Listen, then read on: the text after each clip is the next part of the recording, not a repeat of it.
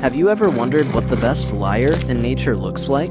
Because these animals don't survive by being strong, they survive by being smart. First, the opossum. When danger shows up, it doesn't fight, it doesn't chase, it performs. It collapses like it's dead, body limp, mouth open, sometimes even drooling. And the wild part is, it can lock into this as a real shutdown response, not just a trick. Predators that want a fresh meal hesitate, and that hesitation can save its life. Now the mimic octopus. This one doesn't just hide, it can imitate other animals on purpose. It can flare out like a venomous lionfish, or move low and long like a sea snake.